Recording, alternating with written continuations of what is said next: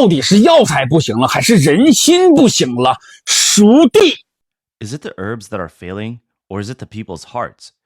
When it comes to finding genuine cook rehmannia, it's like buying a lottery ticket, hoping to win 5 million. It's not that you can't buy it, it's just extremely rare. A lot of people get fooled by fake cook rehmannia. At first, it was just about faking the processing. Everyone knows cook rehmannia needs to go through 9 rounds of steaming and drying, but the cost of that is so high.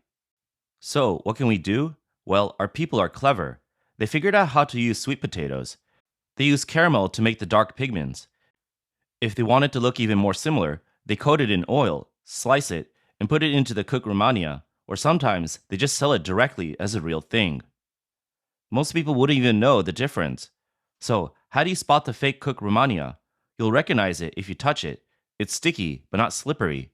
When you taste it, it'll have a slightly bitter flavor, but it won't have the distinct fake bitterness from additives. If it's very sweet, chewy, and has a strong texture, then it's just sweet potato. 说句实话，大家可能不爱听，315说的真的只是冰山一角。Let's be honest. What you've heard from March 15 Consumer Rights Day is really just the tip of the iceberg. Today, I'm going to reveal what they didn't expose. Let's take a look at some of the new techniques for counterfeit herbs that only insiders know about. For example, red ginseng should be made from ginseng, but people use domestic American ginseng to fake it. That cuts costs by a lot. See this angelica root? Using pubescent angelica root is child's play. There's also a European version of angelica root, which even some longtime traders can't distinguish. Peach kernels and apricot kernels are often mixed together because they look alike, and the taste is nearly identical. Some people mix Jerusalem artichoke with a rehmannia to fake cook rehmannia. It looks similar, and if you test it, you'll still find rehmannia components in it. These are just a few examples. Now, how about chives? People mix them with scallion seeds. How are you supposed to tell? The worst offender is a Japanese climbing fern. Some people will put something inside it to weigh it down. Who can tell during inspection? And for the expensive stuff, like velvet antler, the best kind is from the Sika deer, but they fake it with elk, reindeer, or red deer. Most people know that, but here's a shocking one, seahorses. Have you ever seen them whole? Maybe they're stuffed with something to weigh them down. There's also so much more, cordyceps, saffron, bird's nest, ginseng. I could go on for days. In China, consumers have become skilled at spotting counterfeit products in many industries, including traditional Chinese medicine. They must learn to distinguish genuine herbs from fakes, or they risk paying steeply for worthless items, often called an IQ tax or even a health tax. Despite a history of more than 5,000 years, traditional Chinese medicine is now flooded with counterfeits, forcing people to study ancient classics such as the Ben Kao Gong Mu themselves, just to obtain authentic remedies. This flood of fake goods has severely damaged public trust. 市面上造假最多的中草药，今天我给大家总结了一下子。The most fake Chinese herbs on the market. I've made a list for you today. You can use this video as a guide to make sure you're not getting scammed when buying herbs. The most common fake is fake poria. When you break it, it crumbles. When you rub it, it leaves powder. When you draw with it, it will show white lines. This is tapioca, used to make fake poria. If you want the real stuff, get the one that you can't break. Doesn't leave powder and doesn't show white lines when drawn. That's the real poria. Next is dangshen. The fake one has a large chrysanthemum heart and small flesh. When you taste it, it's bittersweet. That's fake dangshen. The real one has a smaller chrysanthemum heart, more flesh, and when you taste it, it's just sweet, no bitterness or off flavors, and it doesn't leave any residue. The vlogger also explained how to identify 7 other genuine herbs. For instance, fake rosebuds are made from monthly roses and have pointed tips, while authentic ones have rounded tips. Counterfeit American ginseng shows rough, uneven edges and unclear texture, whereas the real herb has smooth edges and a clear, fine grain. China continues to face serious food and drug safety problems that remain unresolved. Counterfeiting has spread widely across industries and is extremely difficult to stop. Even major registered companies systematically produce fakes to increase profits. Last year, a scandal revealed the state-owned China National Grain Reserves Group transported edible cooking oil in tankers previously used for industrial fuel. No meaningful follow-up has been reported, and the incident has quietly disappeared from public view. Here are 5 common methods used to counterfeit Chinese medicinal herbs. First, molding. Counterfeiters mix materials such as starch or gypsum powder and press them into molds to produce fake cordyceps. PVC is molded into imitation snake pearls, and molds are even used to create human-shaped tuber fleece flour. Second, shaping. Inferior roots or herbs are carved, polished, dyed, and sometimes stitched together to resemble high-value items. For example, ordinary garden ginseng is reshaped to imitate wild mountain ginseng, or other plants are coated with yellow mud and gel to look authentic. Third, dyeing. Materials that already resemble real herbs are colored to complete the deception. Grapeskin, for instance, are dyed to pass as Japanese cornel, while dipsacus root, or small costus root, is dyed to mimic slices of red sage. Fourth, smoking with fragrance. Hardwood blocks similar in color to sandalwood are sprayed with scent and smoked to imitate genuine sandalwood. Fifth, mixing and weighing. Genuine herbs are bulked up with sand, talc powder, gypsum, alum, or salt to increase weight and profit. Common examples include adding kudzu powder to poria, or blending lower-grade usuri fritillary bulb with a more valuable unibract fritillary bulb. While the Chinese government publicly promotes the global spread of traditional Chinese medicine through the Belt and Road Initiative and acupuncture heritage programs, repeated scandals involving toxic capsules, fake cordyceps, and heavy metal contamination have seriously harmed its international reputation. Since 2020, the European Union, the United States, and Australia have restricted or banned imports of certain Chinese herbs because of pesticide residues, heavy metals, and widespread counterfeiting. In China, the widespread production of counterfeit goods goes far beyond simple business misconduct. It reflects deep systemic failures in laws, regulations, and ethical standards. Nearly every industry has been affected: food, daily necessities, clothing, cosmetics, electronics, and even safety equipment. If a product can generate profit, counterfeit versions will appear. Many Chinese citizens believe their country now has more counterfeiters than anywhere else on Earth. A common view holds that the root problem is the erosion of moral boundaries, where profit is placed above all else. In traditional Chinese medicine, the term ginseng extends beyond the familiar root to include sea cucumbers, often called the ginseng of the sea. These prized marine creatures serve as powerful tonic, traditionally used to treat weakness, blood deficiency, and even to help revive critical ill patients. Yet counterfeiters have found ways to produce convincing artificial sea cucumbers with alarming ease. In the video, a worker pours a thick brown paste that resembles melted chocolate into molds.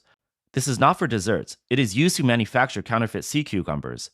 The mixture typically contains seaweed powder, sodium agenate, soy protein isolate, modified starch, and caramel coloring for the realistic brown hue.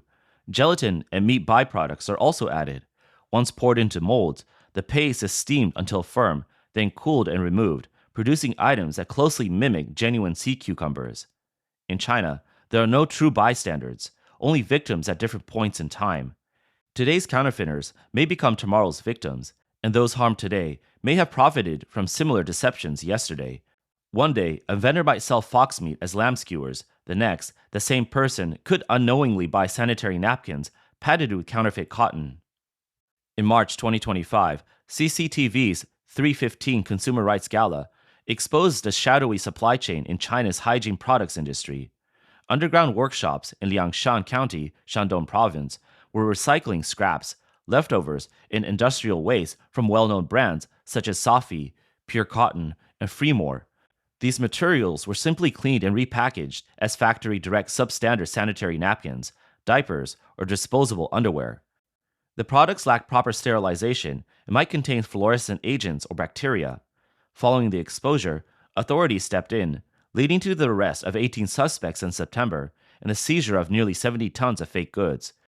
The scandal highlighted weaknesses in the regulation of baby product supply chains and sparked widespread public concern for the health of women and infants, thrusting several brands into a public relations nightmare. Regulatory bodies, including the Market Supervision Administration, and annual events like the 315 Gala, regularly tackle counterfeiting issues, yet these measures often scratch only the surface. While they uncover outdated or obvious fakes, sophisticated counterfeit operations have already proliferated nationwide. These networks, akin to advanced cancer cells, are deeply rooted and hard to eliminate. One day, counterfeiting thrives in Baigou, Hebei Province, the next, Yiwu, Zhejiang Province, and soon after, in Putian, Fujian Province. The fakes span everything from Maltai liquor to sanitary napkins and even fire extinguishers. In certain areas, local industrial parks promote premium counterfeits as a core economic driver, complete with government officials at grand opening ceremonies. Small-scale workshops at least try to operate in secrecy. But some domestic new energy vehicle manufacturers openly assemble cars using cardboard bodies mounted on wheels and release them onto public roads. This is the first time I've seen it. They're making cars out of cardboard. Look at this. It's made out of cardboard. Oh my gosh, they can make cars like this now. In January this year, a rear-end collision involving a Li Auto electric vehicle went viral on social media, exposing what appeared to be a cardboard car body. The incident ignited widespread controversy over the company's manufacturing standards. Li Auto responded by stating that repair workers had mistakenly identified non-structural materials as part of the body, and the firm pursued legal action against those spreading what it called organized malicious rumors. Still, public skepticism about the quality of Li Auto's vehicles persisted. One social media user remarked, "A 300,000 yuan domestic electric car with a cardboard body. This is more shameless than Japanese cars with plastic shells." Another quipped, "Is this a new eco-friendly material? It degrades easily. What a win." 哇，这我都拍过，这个你们看一下。 Wow, I can actually film this. Look at this car. It's way ahead of its time. Way ahead. A car maker caught using cardboard-like material in a vehicle body refused to admit fault and offered repeated excuses. This goes beyond mere cost-cutting. It shows a disregard for human safety. When profit conflicts with lives, consumers ultimately pay the price through lost trust and real danger. Fake safety certifications, deceptive advertising, and manipulated crash test results create a harsh truth. Whenever profits clash with human life, consumers bear the cost. Tragically, those who most strongly support domestic brands often suffer the greatest harm. One commenter wrote, "A company that builds cars from cardboard isn't making vehicles, it's making coffins. They're not earning money, they're taking lives without accountability." Chinese new energy vehicle companies stage lavish press conferences, yet when accidents occur, they hastily cover logos, tow away damaged cars, and mobilize resources to delete posts, shape public opinion, and silence criticism.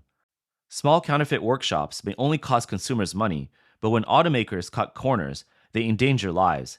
While small operators face arrest and punishment, many large firms continue receiving government subsidies, earning profits, and claiming to serve national glory. Today in China, counterfeiting touches nearly every sector, from small workshops to state-owned enterprises, from falsified academic credentials to official reports, from breakfast foods to vehicles families trust on highways. Almost nothing can be fully relied upon as safe or genuine. Many now describe counterfeiting as a vast, highly organized industry, spanning entire supply chains, with coordinated upstream and downstream partners, low risks, and steady profits. As long as breaking the laws costs less than the gains, anything can be faked. Gutter oil sold as cooking oil in school cafeterias, toxic milk powder fed to infants, construction rebar thinned for profit, sea sand used in bridges, vehicles built with cardboard shells and substandard batteries, even high-speed rail signaling systems, contracted to unqualified firms. The Chinese Communist Party has often put its own interests ahead of the people's welfare, choosing to silence critics rather than fix the underlying issues. It relies on misleading strategies, including fabricated socialist ideas and altered historical accounts to hold on to power. The party has spread untrue assertions, such as inflated grain production figures and distortions surrounding the Tiananmen Square massacre, to strengthen its reputation. As a result, many Chinese citizens remain caught in a network of deceptions, where ignoring the truth eliminates any sense of accountability, and the impacts of these falsehoods continue to spread widely.